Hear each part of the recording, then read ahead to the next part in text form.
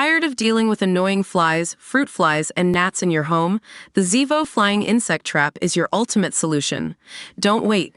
Check out the link in the video description now to get your Zevo Flying Insect Trap on Amazon and enjoy a bug-free home today.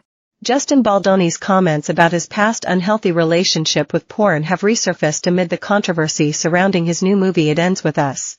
The actor, 40, and his co-star Blake Lively have faced intense scrutiny online amid rumors of an ongoing feud between them, with the pair doing no press for their new movie together. Blake, 36, was also hit by claims that she insensitively promoted the film, based off Colleen Hoover's novel about an abusive relationship, while director Justin was praised for his powerful speech about domestic violence. Now, a 2021 interview has resurfaced of Justin discussing the issues with traditional masculinity and opening up about his own unhealthy relationship with porn as a teenager. Proving himself to be a longtime activist, Justin spoke about the problem with his introduction to pornography when he was 10 years old on Aussie mindset coach Sarah Grinberg's A Life of Greatness podcast. During the chat, Justin candidly admitted he sought refuge in porn when he was sad or lonely and told how he, like many other men, had an unhealthy relationship with it. I was introduced to porn when I was 10 years old. Yeah. Long before I ever, could have an erection or even knew how I felt about anything, he shared.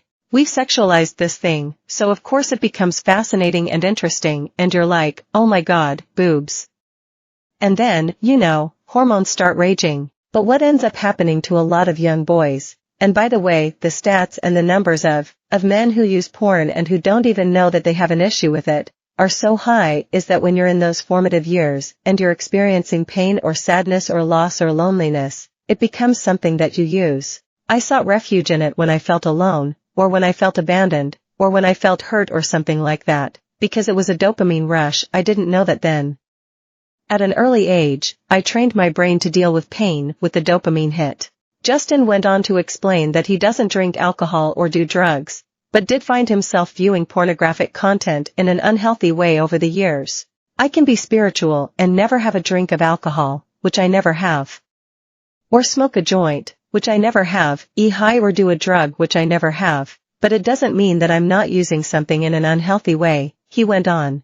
And I found myself, over the course of my life, going back to looking at images and videos of naked women when I was feeling necessarily bad about myself. And I knew that it was an issue for me when I would tell myself that I don't want to do that. Promoting his book Man Enough, Undefining My Masculinity, Justin went on to criticize how violent porn can inform young boys' views of consent as he discussed the importance of sex education. Now, I'm not saying the entire porn industry is bad, and I say this in the book. I'm not calling out the porn industry, I'm calling out my relation to it, he continued.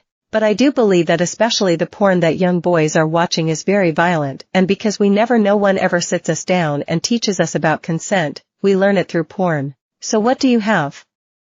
You have an entire generation of boys who think that when a girl says no, or stop, or that hurts, that means that's good. Justin said he was thankful that he never came across such content when he was younger, but admitted he finds studies on pornography troubling.